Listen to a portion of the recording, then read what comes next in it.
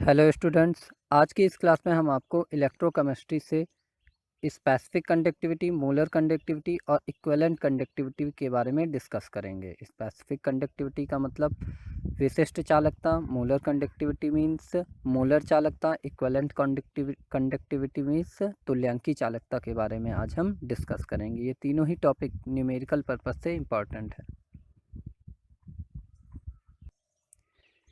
आज की क्लास का पहला टॉपिक है कंडक्टिविटी। क्या? स्पेसिफिक कंडक्टिविटी, विशिष्ट चालकता। विशिष्ट चालकता को कापा, ये के जैसा जो साइन है वो कापा है, कापा से प्रदर्शित करते हैं। ठीक है। और विशिष्ट चालकता कापा इक्वल टू क्या होता है, 1/रो। ये जो साइन बना हुआ है ये किसका साइन है? रो। आपने 10th क्लास में इलेक्ट्रिसिटी चैप्टर में इसके बारे में पढ़ा है। ये क्या है? रो। रो क्या करता है? विशिष्ट प्रतिरोध को प्रदर्शित करता है, स्पेसिफिक रेजिस्टेंस को शो करता है। तो ये हमारा जो विशिष्ट चालकता होती है कापा, विशिष्ट चालकता क्या होती है? विशिष्ट प्रतिरोध के व्युत्क्रम के बराबर होती है। फार्मूले से क्या लग रहा है? विशिष्ट चालकता विशिष्ट प्रतिरोध के व्युत्क्रम के बराबर होती है। ठीक है। डेफिनेशन क्या हुई? विशिष्ट चालकता की डेफिनेशन क्या हुई? विशिष्ट चालकता कापा विशिष्ट प्रतिरोध रो के व्युत्क्रम के बराबर होती है, इसे कापा से प्रदर्शित करते हैं। ठीक है। और इसके मात्रक की अगर हम बात करें तो इसका मात्रक ओम इनवर्स सेंटीमीटर इनवर्स होता है। ठीक है। Specific conductivity is the reciprocal of specific resistance. It is represented by kappa and its unit is ohm inverse centimetre inverse होता है। पहले तो आप डिफिनेशन लिखेंगे जो अभी हमने बताया, और फिर इस फार्मूले को लिखेंगे। कापा इक्वल टू 1/r, 1/रो। ठीक है। वेयर रो क्या है? विशिष्ट प्रतिरोध, स्पेसिफिक रेजिस्टेंस। क्या है यहाँ पर? Specific resistance. बट अगर हम ओम्स के लॉ को फिर से स्टडी करें, अगर हम क्या कर लेते हैं, ओम्स के लॉ को फिर से स्टडी करें, या तो हमने क्या मान लिया, अब यहाँ से हमें थ्योरी मेंटेन करनी है आगे। ठीक है। बट लेकिन यदि एल लंबाई का तार, यदि एल लंबाई के तार में, एल लंबाई का तार है, ये एल क्या है? लंबाई। ये आपको थ्योरी मेंटेन करनी है जो अभी हम डिक्टेट कर रहे हैं आपको। ठीक है। माना एल लंबाई की तार में, ठीक है, आई एम्पियर की धारा प्रवाहित की जा रही है। फिर से एक मिनट, सॉरी, आप क्या थ्योरी मेंटेन करेंगे? माना एल लंबाई का तार जिसका अनुप्रस्थ काट का क्षेत्रफल ए है, जिसमें आई एम्पियर की धारा प्रवाहित की जा रही है। Suppose the length of wire L, a wire with length L having area A and I ampere current flow in this wire, then, ठीक है, तब क्या होगा? R प्रतिरोध क्या होता है? तार की लंबाई के समानुपाती होता है। फिर इक्वेशन नंबर फर्स्ट आप लिखेंगे, resistance directly proportional to length of wire. ठीक है। फिर इसके बाद क्या लिखेंगे? Resistance inversely proportional 1/A। ठीक है। क्या होता है? Resistance inversely proportional the area of wire. ठीक है। एरिया ऑफ वायर कौन सा? अनुप्रस्थ काट का क्षेत्रफल है। ठीक है। तो यहाँ पर क्या है? रेजिस्टेंस प्रतिरोध क्या होगा? अनुप्रस्थ काट के क्षेत्रफल के व्युत्क्रमानुपाती होगा।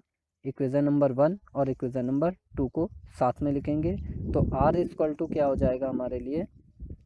आर इक्वल टू क्या हो जाएगा यहाँ पर? आर इक्वल टू अपॉन ए। ठीक है। बट एक मिनट, प्रोपोर्शनल का ये साइन है। ठीक है। प्रोपोर्शनल का साइन हटाते हैं तो एक कांस्टेंट आता है। प्रोपोर्शनल का साइन अगर हम हटाएंगे तो एक क्या आएगी? कांस्टेंट वैल्यू आएगी। यहाँ पर कांस्टेंट कौन आया? रो। यहाँ पर कांस्टेंट कौन सा आया है? रो। जहाँ पर रो क्या है? विशिष्ट प्रतिरोध। विशिष्ट प्रतिरोध, स्पेसिफिक कंडक्टिविटी नहीं है, स्पेसिफिक रेजिस्टेंस है। क्या है यहाँ पर? Specific resistance. आप सही कर लेंगे। ठीक है। रो की वैल्यू हम निकाल लेंगे। रो इक्वल टू कितना हो जाएगा? R into A upon L. R equal to, rho equal to R into A upon L हो जाएगा। अब क्या करेंगे? रो की वैल्यू को, रो की जो भी वैल्यू आई हुई है, क्या आई हुई है? R into A upon L. ठीक है। इसे क्या करेंगे? इक्वेशन नंबर फर्स्ट में पुटअप कर देंगे। इक्वेशन नंबर फर्स्ट हमारी कहाँ बनी थी, ये इक्विटी फार्मूले में। रो की वैल्यू जब हम रखेंगे, अगले ध्यान दें यहाँ पर क्या है हमारे लिए, कापा इक्वल टू, ठीक है, क्या थी हमारे लिए, कापा इक्वल टू 1 अपॉन रो था। 1 अपॉन रो की वैल्यू जब रखेंगे तो 1 अपॉन नीचे आर होगा, फिर इनटू ए। यहाँ पर आप देखिए आर, रो की वैल्यू आर ए और अपॉन वाला जो एल है वो कहाँ चला जाएगा, ऊपर चला जाएगा, एल आ जाएगा। तो वैल्यू रखने पर हमें क्या प्राप्त हुआ, 1 अपॉन आर, अलग हमने सेपरेट कर लिया, 1 अपॉन आर, यहाँ पर देखिए आप 1 अपॉन आर, ठीक है, 1 अपॉन आर और एल अपॉन ए, ठीक है। तो कापा इक्वल टू क्या हो गया, 1 upon R into L upon A, और यूनिट ओम इनवर्स और सेंटीमीटर इनवर्स। एक तो ये न्यूमेरिकल में हमारा फार्मूला दूसरा, बट जहाँ पर 1 अपॉन आर, अभी हमने चालकत्व पढ़ा है, इससे पहले वाली क्लास में हमने चालकत्व पढ़ा था। तो चालकत्व क्या होता था, जी इक्वल टू 1 अपॉन आर, क्या होता था, प्रतिरोध का व्युत्क्रम होता था। तो 1 अपॉन आर क्या है, यहाँ पर जी है, चालकता, कंडक्टेंस, और एल अपॉन ए, ये नया टर्म, ये एल अपॉन ए किसी भी सेल के लिए, यहाँ पर हम सेल की बात करेंगे इस चैप्टर में, ठीक है।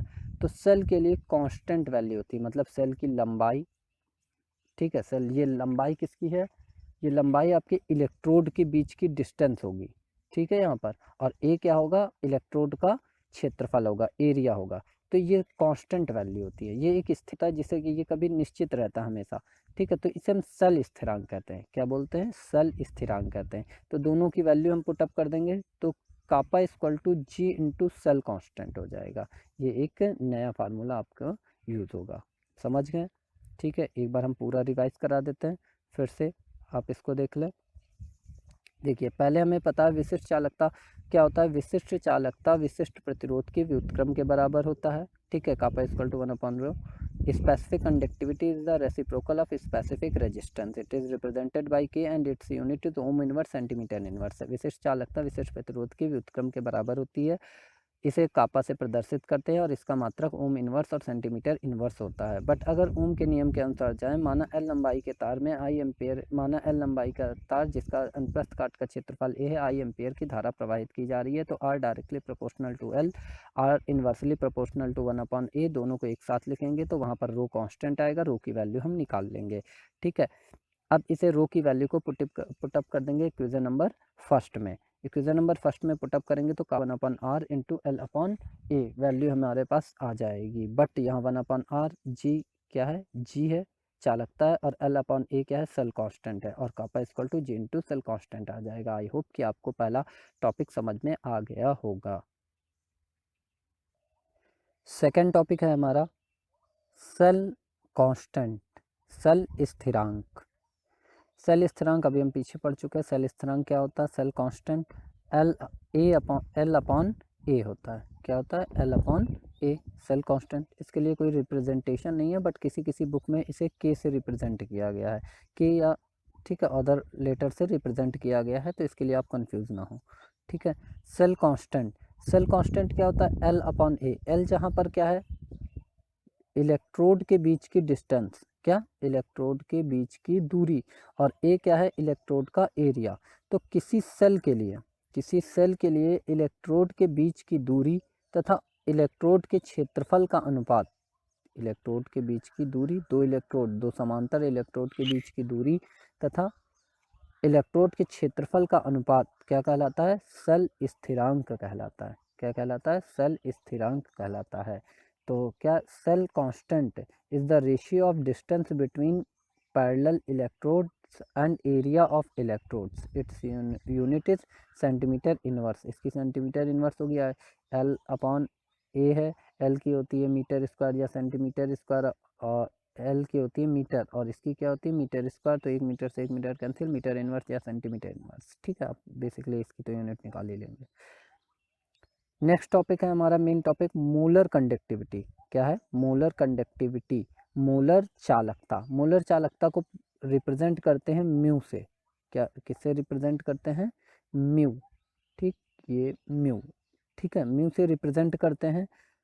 ठीक है। लेकिन कुछ कुछ में देखिए, कुछ बुक्स में यहाँ पर आपको बोला गया म्यू को डेल्टा एम से भी रिप्रेजेंट किया गया है, तो इसके लिए आप कंफ्यूज ना हो, डेल्टा एम भी क्या है आपका मोलर कंडक्टिविटी है, ठीक है, बट म्यू से इसे रिप्रेजेंट करते हैं। बात करते हैं मोलर कंडक्टिविटी है क्या, ठीक है। मोलर कंडक्टिविटी क्या है, अब बेसिकली हम देखते हैं कंडक्टिविटी ऑफ सॉल्यूशन, मतलब किसी विलयन की वह चालकता, किसी विलयन की वह चालकता, आप डेफिनेशन सही से सुने, किसी विलयन की वह चालकता जिसमें 1 ग्राम अणु, 1 ग्राम अणु, ठीक है, 1 ग्राम अणु विद्युत अपघटय घोला गया हो, विद्युत अपघटय घोला गया हो, मोलर चालकता कहलाती है। किसी विलयन की वह चालकता जिसमें 1 ग्राम अणु विद्युत अपघटय घोला गया हो, मोलर चालकता कहलाती है। The conductivity of any solution, the conductivity of any solution which contain 1 gram mole of electrolyte, 1 gram mole of electrolyte, ठीक, आपको समझ में आई डिफिनेशन। अब ये 1 ग्राम मोल कहाँ से आया, आप बेसिकली मोलर का मतलब मोलैरिटी, मोलैरिटी के अगर डिफिनेशन देखें तो मोलैरिटी इक्वल टू क्या होता है, number of moles N upon V, volume litre में। अगर वॉल्यूम ml में होगा तो यहाँ पर हम क्या यूज़ करते हैं, 1000, ठीक है, आप ध्यान रखिएगा 1000 यूज़ करते हैं, ठीक है। तो इसीलिए ये क्या किया गया है, जब मोलर चालकता है तो नंबर ऑफ मोल्स लिया गया है, मतलब 1 ग्राम मोल, ठीक, समझ में आया 1 ग्राम मोल आपको क्यों लिया गया है। यहीं से हम जरा देखते हैं, एक हमारे पास फार्मूला है यहाँ पर कि 1 ग्राम, अगर 1 ग्राम मोल को वी वॉल्यूम में डिजॉल्व किया जाए, वी वॉल्यूम करना, वी आयतन में घोला जाए, अगर 1 ग्राम अणु को वी आयतन में घोला जाए तो मोलर कंडक्टिविटी, ध्यान दें आप, मोलर कंडक्टिविटी इक्वल टू क्या होता है, म्यू इक्वल टू के इंटू वी। के यहाँ पर क्या है, स्पेसिफिक कंडक्टिविटी, क्या है के यहाँ पर, स्पेसिफिक कंडक्टिविटी, ठीक है, कापा इससे पहले रिप्रेजेंट की गई थी, ठीक है, विशिष्ट चालकता के इंटू वी। और वी की अगर हम वैल्यू निकालें, वी की वैल्यू अभी जस्ट अभी फार्मूला क्या यूज़ किया, M equal to N into V upon 1000।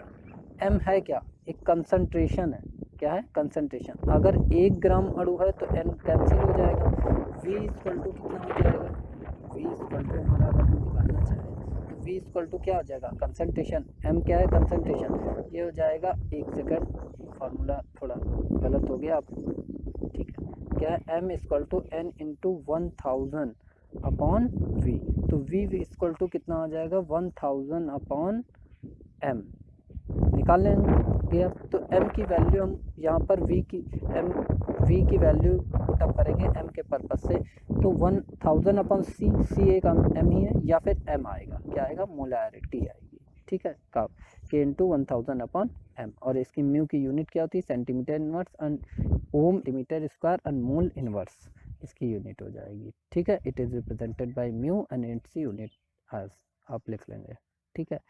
इसके बाद हम बात करते हैं अपने नेक्स्ट टॉपिक, तुल्यांकी चालकता। किसकी बात करते हैं, तुल्यांकी चालकता। तुल्यांकी का तुल्यांकी भार, इक्विवेलेंट वेट टर्म आपने सुना, इक्विवेलेंट वेट किस में आता था, नॉर्मलिटी, किस में आता था, नॉर्मलिटी, नॉर्मलता में, ठीक है, वहीं से हम इसको उठाएंगे डिफिनेशन में। ऐसा विलयन, वह विलयन, ठीक है, के लिए क्या होगी, किसी विलयन की वह चालकता, किसी विलयन की वह चालकता जिसमें 1 ग्राम तुल्यांक घोले गए हों, 1 ग्राम तुल्यांक घोले गए हों, तुल्यांकी भार से बना हुआ है। किसी विलयन की वह चालकता जिसमें 1 ग्राम तुल्यांक घोला गया हो, क्या कहलाता है, तुल्यांकी चालकता कहलाता है।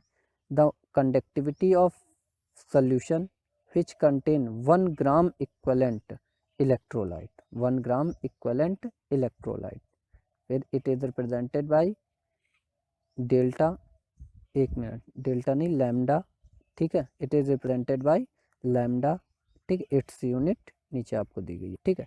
अब इसके आगे हम क्या लिखेंगे, if 1 gram equivalent electrolyte dissolve in V volume solution, ठीक है, यदि 1 ग्राम तुल्यांकों को वी आयतन में घोला जाता है तो लैम्डा इक्वल टू कितना हो जाएगा, कापा इंटू वी, ठीक है, कापा इंटू वी सेम। यहाँ पर वी की वैल्यू निकालेंगे तो 100/c, क्योंकि 1000/c कंसंट्रेशन है, लेकिन यहाँ कौन सी कंसंट्रेशन यूज़ करेंगे, नॉर्मेलिटी। कौन सी यूज़ करेंगे, नॉर्मेलिटी। तो कापा इंटू 1000/n हमारे लिए एक फार्मूला आ जाएगा। आई होप कि आज के आपको चारों टॉपिक समझ में आए होंगे, और चारों ही टॉपिक न्यूमेरिकल के लिए इम्पॉर्टेंट है, आप इसके फार्मूले लर्न कर लें।